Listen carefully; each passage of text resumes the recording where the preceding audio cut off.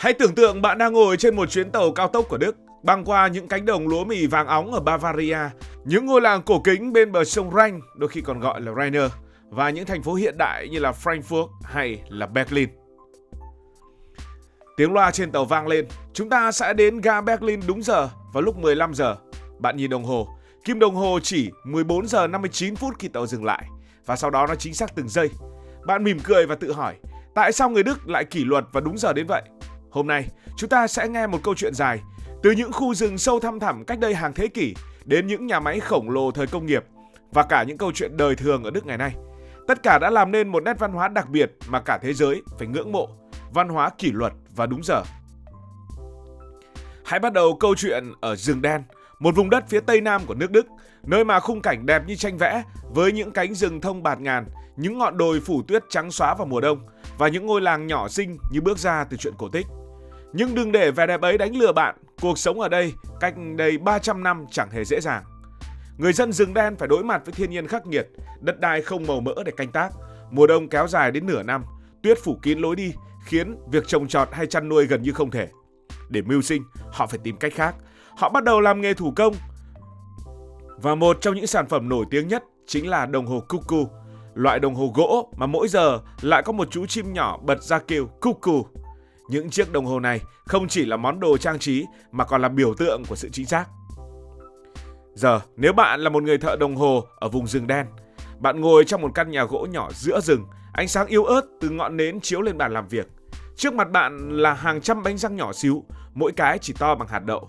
Bạn phải lắp chúng lại với nhau, từng chút một, sao cho chiếc đồng hồ chạy đúng từng giây.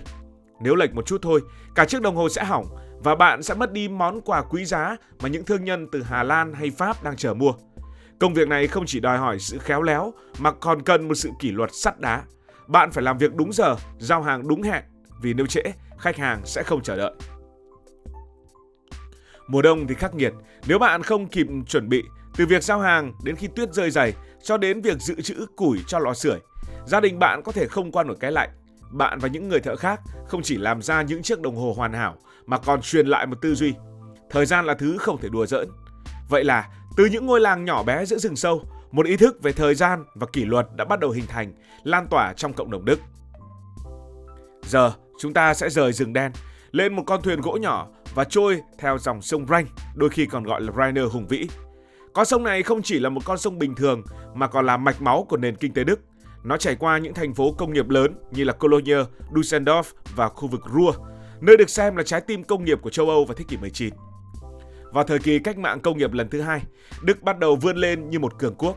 Khu vực quanh sông Rhine và vùng Ruhr trở thành trung tâm sản xuất thép, hóa chất, máy móc. Những cái tên như là Siemens và sau này là Volkswagen đều khởi nguồn từ nơi đây. Nhưng để biến vùng đất này trở thành một cỗ máy kinh tế, người Đức cần nhiều hơn là tài nguyên hay công nghệ. Họ một lần nữa lại cần đến yếu tố con người, yếu tố kỷ luật. Hãy tưởng tượng một nhà máy thép ở vùng Ruhr vào năm 1880. Bên trong nhà máy là những lò luyện khổng lồ, đỏ rực như núi lửa. Một nhóm công nhân đang phải nung thép đúng giờ, nhóm khác phải vận chuyển thép nóng chảy đến khuôn đúc, rồi nhóm tiếp theo làm nguội. Nếu chỉ một người đến trễ, dù chỉ 5 phút, cả dây chuyền có thể bị đình trệ. 1 phút chậm trễ có thể khiến hàng tấn thép bị hỏng, gây thiệt hại hàng nghìn mark Đức, đồng tiền thời đó.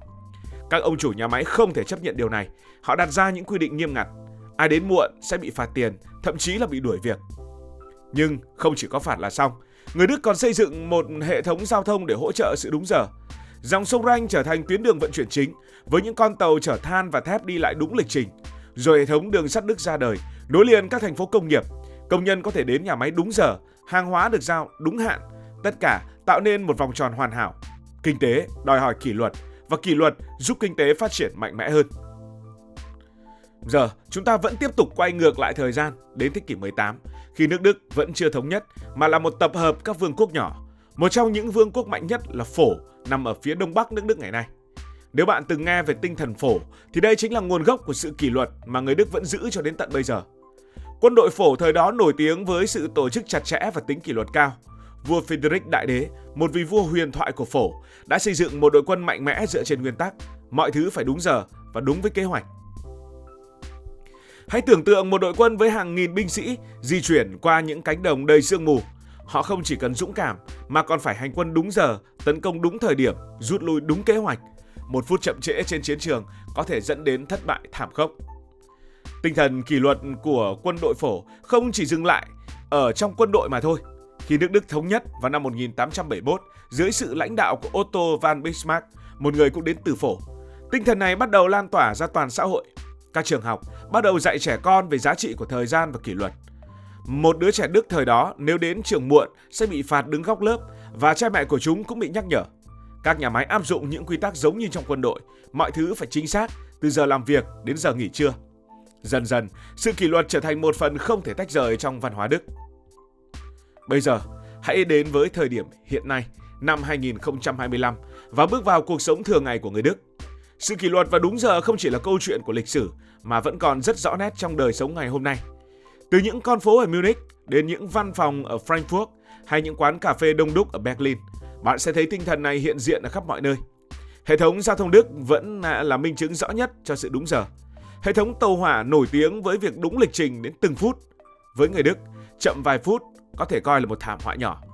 Nhưng chính sự đúng giờ của hệ thống giao thông này đã giúp nền kinh tế Đức vận hành hiệu quả, từ việc giao hàng đúng hạn đến việc đưa công nhân đi làm đúng giờ.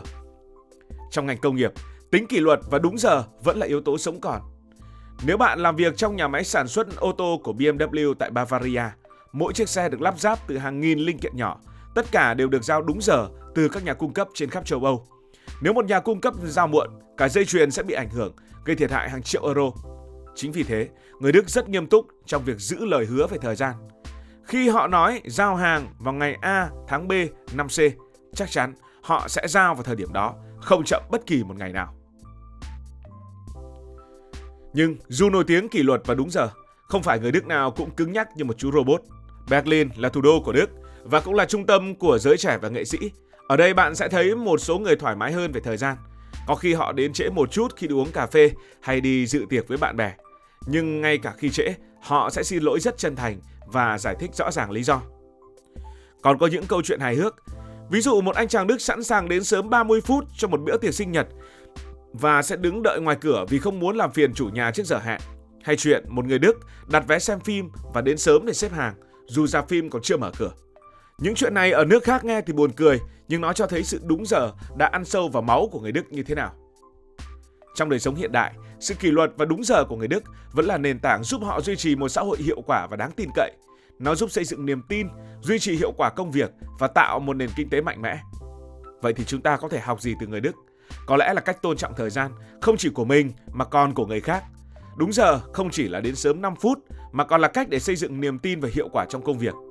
Lần tới, nếu bạn có hẹn với ai đó, hãy thử đến sớm một chút xem. Biết đâu bạn sẽ cảm nhận được tinh thần Đức ngay trong chính mình. Hoặc lần tới, nếu bạn chủ đích xem một video của bình luận viên Hải Thanh, hãy canh đúng giờ nhé. Cảm ơn vì đã quan tâm theo dõi câu chuyện này. Nếu cảm thấy thú vị, bạn có thể nhấn nút đăng ký kênh, bật chuông thông báo và chia sẻ. Còn bây giờ thì xin được nói lời chào tạm biệt.